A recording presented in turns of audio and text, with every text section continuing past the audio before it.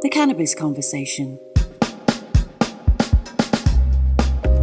A European perspective on the emerging legal cannabis industry.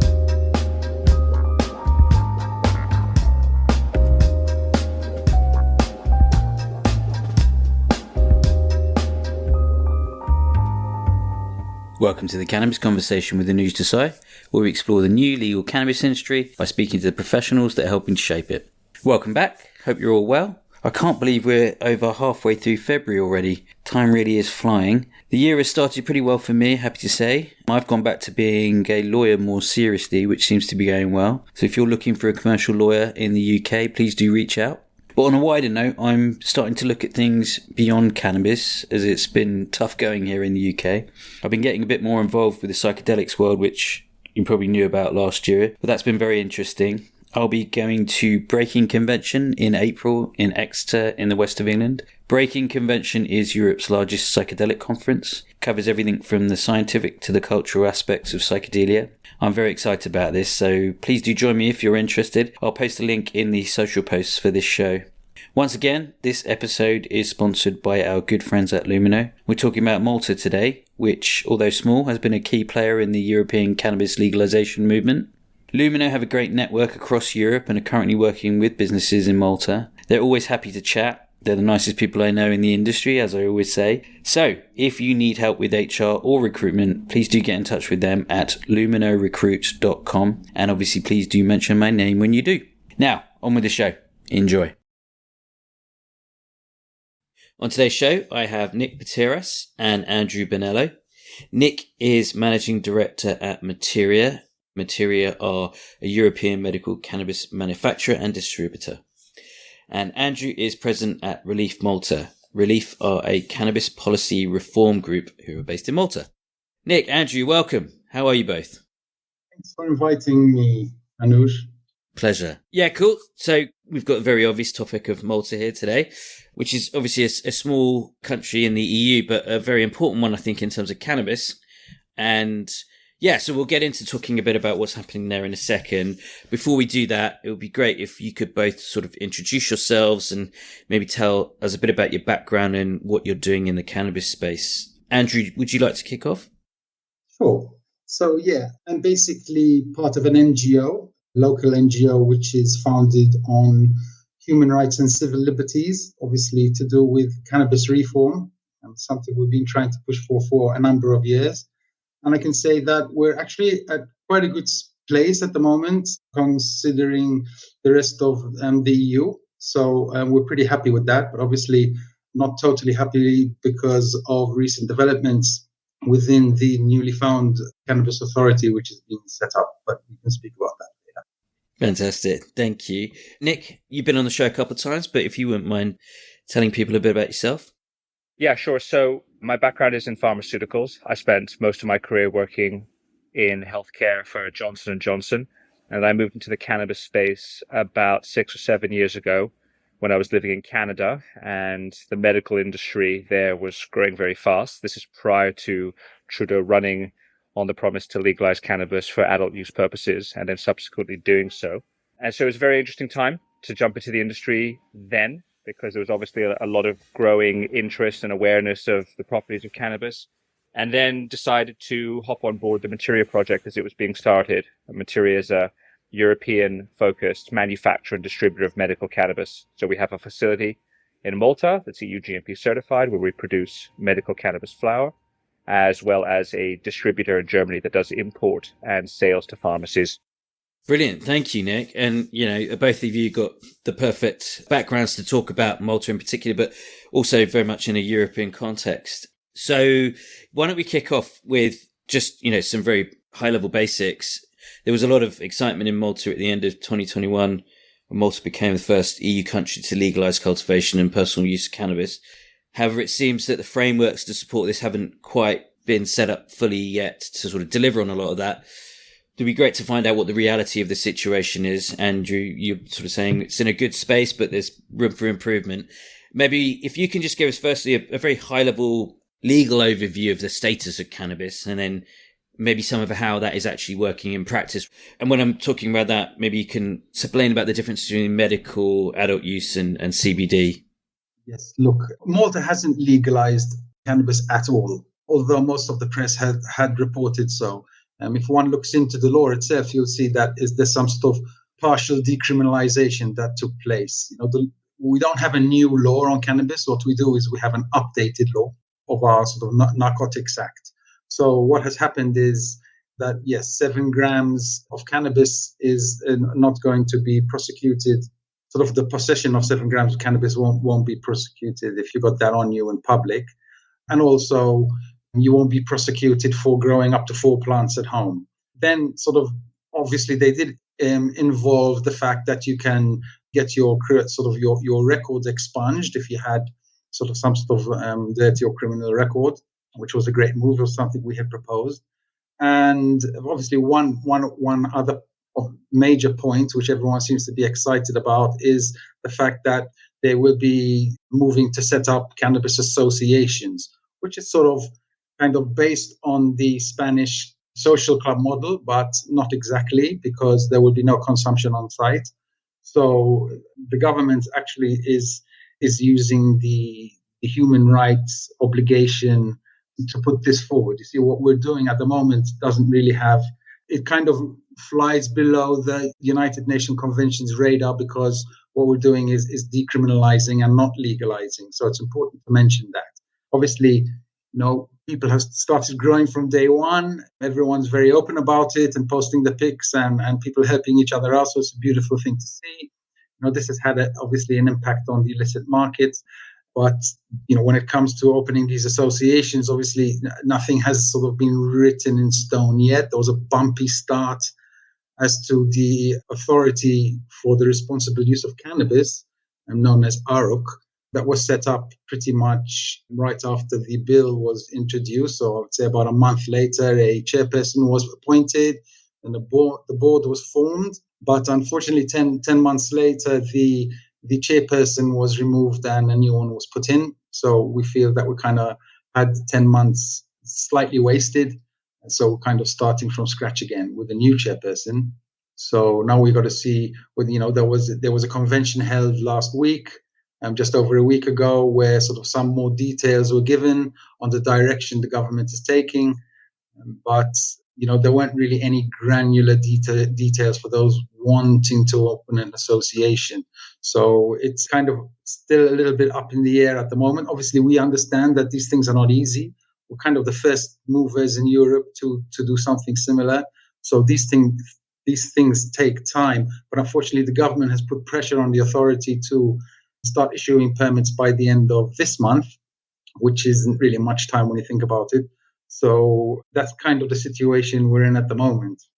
Brilliant. Thank you. And thanks for clarifying that around the legalization and the decriminalization. It's often reporting around this is not very clear. So good to understand that. Maybe you can give us a bit of context as well. I mean, how big is Malta in terms of population, and how big is cannabis usage, I guess, recreationally and medically? Well, I mean, the population is around 500,000 at the moment. And the usage is hard to kind of define, because obviously, having a sort of prohibitive setup, people will not come forward and admit that they are consumers. But one government study had come out and said that we were around the sort of 40,000, 50,000 mark. So, I mean, obviously, I think it's pretty much comparable to the rest of Europe. It's sort of more or less the same percentage. And do they make a difference between CBD and cannabis? Are there specific rules for that? Yeah, well, I mean, this was actually mentioned in the actual updating of the law, and it came out in the bill where it's separating CBD from cannabis. So anything with 0.2% and less of THC is not considered cannabis anymore. It will be considered CBD. So it's actually not part of the law. It's not in the Narcotics Act. So obviously, some shops started opening up and selling, but obviously then comes the problem of flower. Having CBD flower seems to be obviously a problem, not only I think in Malta, but in other jurisdictions as well. We've seen shops getting raided, doctors being arrested for providing CBD to their patients. And so, a lot of people going and coming from court. So, this is kind of the situation where, the country moves forward, but law enforcement doesn't really understand the spirit of the law and still keeps cracking down. So we actually, as an NGO ourselves, wrote to the European Commission about this to try and sort of get some sort of harmonization within the European Union on CBD, particularly flower, because it's creating unnecessary problems to many citizens. People are trying to import their CBD from overseas as well, having it stopped at customs, being asked to go into the police station to answer questions. So it's not a very good situation at the moment, and we hope this gets cleared up as soon as possible. Yeah, CBD flower seems to be quite an issue across the continent, as you mentioned. No one seems to have been quite clear on what to do about it. Nick, maybe we can bring you in here. How do you see this sort of playing out from a business perspective, and what are some of the reasons of why and how you operate as Materia in Malta? Yeah, sure. Although before I answer that question, I actually have another question for Andrew.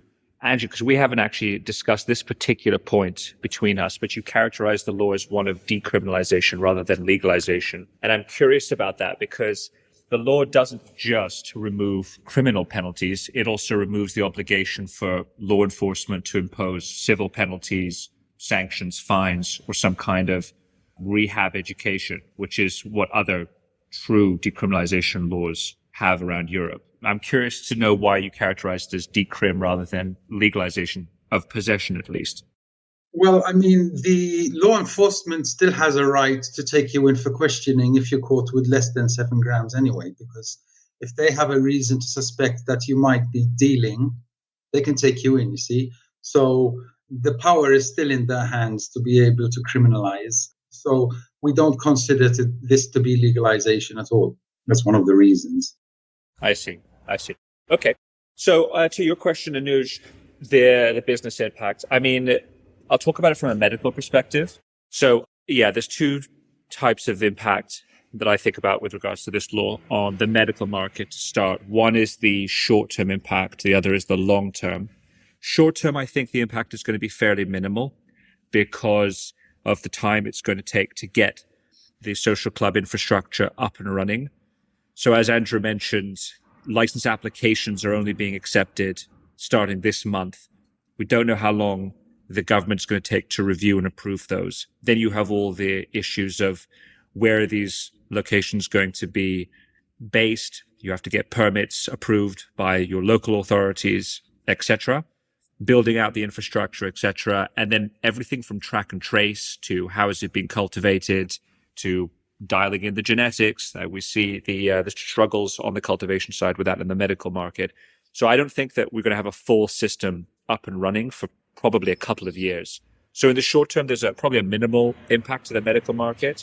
Thereafter, though, it could be quite disruptive because if you're a patient and you're used to buying either through the legal medical channels or the black market, and all of a sudden you have a social club in your community where you can get probably decent quality cannabis at affordable prices, you're going to consider whether or not to sign up as a member there. So there could be some disruption to the medical market long term.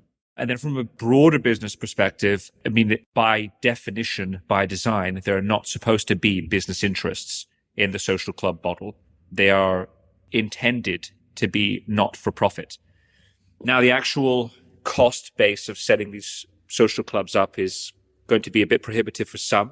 Some of your listeners may have seen the license fees associated with applying for one of these social clubs. One of them, the starting application is €1,000, and then it can go up to 9,000 euros if you have a full 500 members registered with you.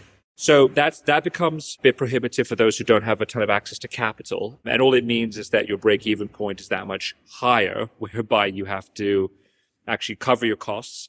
And so you're either charging a higher price for the product or you're moving more, which means you're going to try to encourage consumers to buy more often, which you're not explicitly supposed to do. But it's going to be a really tricky balance for these social club operators to actually be able to present themselves as not for profit. I expect that they're probably going to be loss-making for a number of years. Yeah, that is quite a tricky bind, isn't it? Andrew, have you got any views on that? Yes, just some corrections there.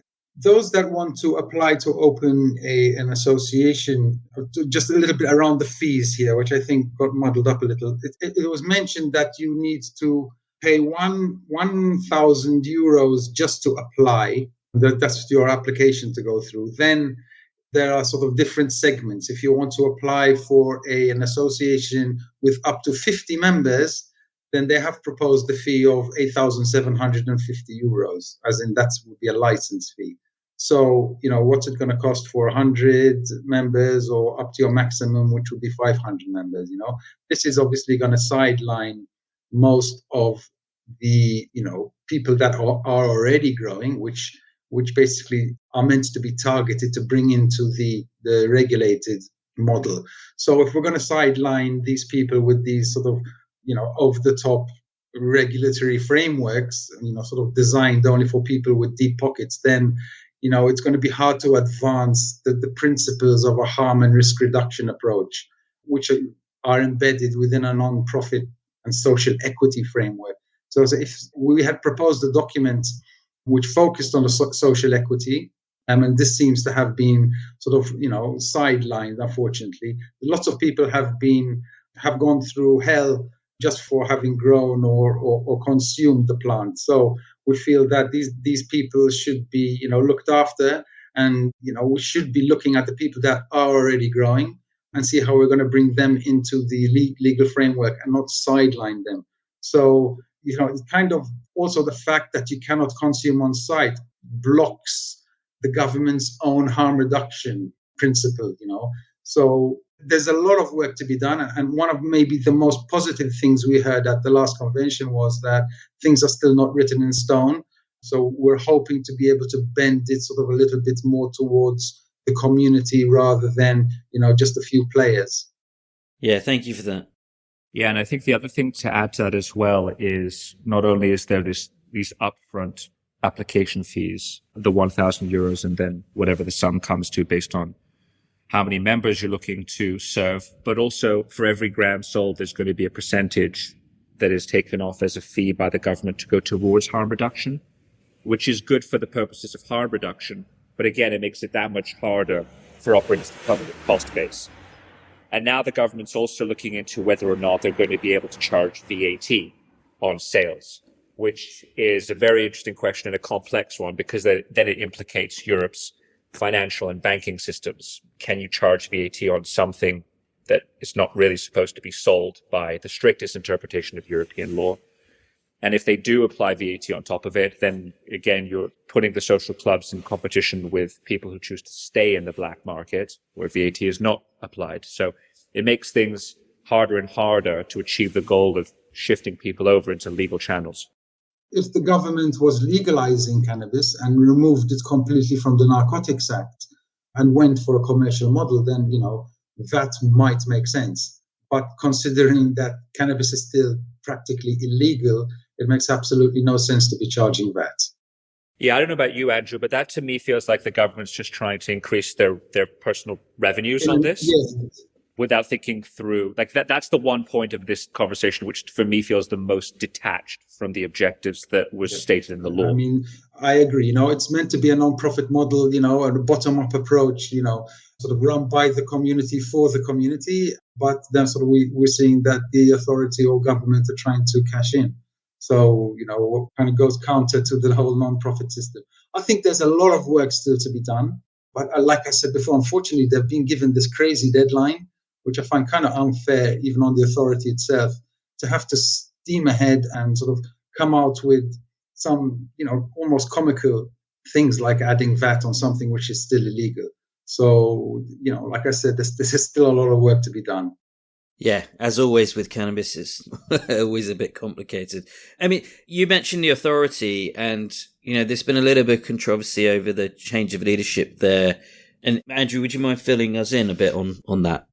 Yes, well, I mean, there was a chairperson that was given a job that lasted 10 months. The government weren't happy with the way things were going and replaced her. But, when you think about it, 10 months is not really that much of a long time to sort of, learn about the industry or learn about, what consumers want, learn about, the troubles that the community have been through over the past decades, especially when you put someone in that is not from the community. So if you look at the chairperson, including the new chairperson and the people on the board, you won't find one person that is from the community. So it's very hard for them to understand what needs to be done. So that they're starting from scratch. They're trying to invent something without understanding the core principles. So obviously it's a very difficult situation. We try to sit down at the table as much as we can. I've met with the chairperson. I've met with the board. I've told them where we're coming from, what we've been through, and what needs to be fixed. But, on the other side, there's also, people or maybe sort of industry players that are speaking to the authority as well and trying to guide them on how they should move forward. But we need to keep in mind that the medical cannabis industry and this sort of new recreational part needs to be separated. We can't have any overlaps. We can't have the sort of strict regulatory frameworks that you do have with the sort of medicinal cannabis industry. I know they had, went through hell to be able to, set up and gain EU GMP certification and have their grow rooms up to sort of the right specs and all those kind of things. When we're talking about the rec market, then we have to look at it differently. We can't have those type of regulations. Otherwise, you're just going to be pushing out the legacy growers, which are the people we should be targeting at the end of the day, in our opinion. Yeah, that's always an interesting one. And actually, I was going to move on to that, to the actual kind of regulated medical cannabis industry. Nick, can I talk about Malta in an international context, and obviously in particular in Europe? So the first thing to understand about Malta's approach to medical cannabis was that the government saw it as an economic driver. So when they passed the medical cannabis law in 2018, the thinking was to attract foreign investment for Malta to serve in the medical cannabis industry as it had done previously for the pharmaceutical industry, where it's a processor and an entry point for pharmaceutical medicines to the rest of the European Union. So a lot of companies thought that's a fantastic opportunity. There were a lot of business schemes and supportive grants put in place to make things ostensibly easy to set up. But of course, when you're doing something for the very first time, including regulating a narcotic medicine, things always take longer than people think, and they're costlier than people budget for too. So as it stands now, we've got about 3 operational facilities on the island. Pateras is one of them. We're still today the only facility that is actually exported from Malta to another market. And of course, we sell into the local Maltese market too. So the Maltese market is small by virtue of its population, but we actually think it's probably one of the highest in Europe in terms of per capita consumption, based on what we see elsewhere from other markets' data compared to what we sell through and what we hear doctors are prescribing as well. So it's an interesting market to serve as a test ground for us, for other bigger, more competitive jurisdictions like Germany. Obviously, serving the local patients is a priority for us. Based in Malta, the whole point of being there was initially to export, but you need to be able to serve your local patients as well. So actually, we never allocate product to another market over the local Maltese market. And because the medical community of prescribers is still so small, it's actually allows for a really good feedback loop between us and the doctors and the pharmacies. So we can understand what are patients asking for, what are your biggest pain points in terms of prescribing, dispensing. So it's actually a really nice place to get our feet wet and test new ideas. That's good. That's great to understand that, actually. So as we kind of come to the end, Andrew, what would you like to see sort of going forward? What are the kind of major areas to resolve for you in the short and medium term? Well, I mean, look, it's going to be exciting times for sure. But what I would like to see is, at this point, the Cannabis Authority engage more with the community to see what it is that the community wants and needs. It's going to be great for us to be able to have, a product that will be tested and labeled, so you can have greater confidence in what you're using, make sure they're free from heavy metals, pesticides, and other things. But, I think I agree with Nick in the sense that this is probably going to, drag out for a little bit. It's not going to be, yes, they will be accepting, they'll be accepting people that will want to participate in this new framework at the end of the month. But, when the licenses will be given is a completely other question. I mean, it's going to take a long time. But I mean, I hope that they manage to see that, if they're going to be over-regulating, this is just not going to work. So they need to listen more to the community and what the community needs. Yeah, absolutely. And Nick, maybe some final thoughts for you. One of the questions that I was wanting to ask was, as you mentioned, Malta was sort of wanted to establish itself as a kind of place to export into Europe, and kind of in a similar way to the farmer model that preceded. Now that kind of other things are happening around Europe, is that sort of early mover advantage changed at all, or is that affecting business in Malta? I don't know if there ever really was an early mover advantage to be in Malta. I mean, that theory hasn't really played out in any cannabis market anywhere. If anything, the people who move first are just the ones who fall over the first on the obstacles and sometimes struggle to get back up. So, look, I think that it's good that Malta is moving forward with some form of legalization. Obviously, it's imperfect, but it's good for the island to be showing that it can be progressive, not just on medical cannabis as it was a few years ago, but also on adult use cannabis. And at the end of the day, all of the issues that we've discussed, and between myself and Andrew today, the fact is that Malta is moving forward on a nationally sanctioned model by which people can pay for cannabis and access it legally. And that's awesome, because it's basically about as far as European law allows you to go right now. And in fact, even in the strictest interpretation of European law, social clubs shouldn't be allowed. So you have to be a little bit creative, a little bit liberal in how you stretch and apply the 2004 Council Framework decision to allow for social clubs and not just legal possession or decriminalization. So I think bigger picture, the direction of travel, although slow, is pointing in the right direction. Great. That's a positive way to end it. Thank you, Nick. Cool. Well, guys, thank you for sort of joining me today. It was great to kind of understand a bit more about Malta. And again, it's quite a small nation, but it's quite an important one in terms of European cannabis. So yeah, thank you for sharing your insights. Pleasure, Anush. Thanks for having us. Always a pleasure. Great, guys. Take care.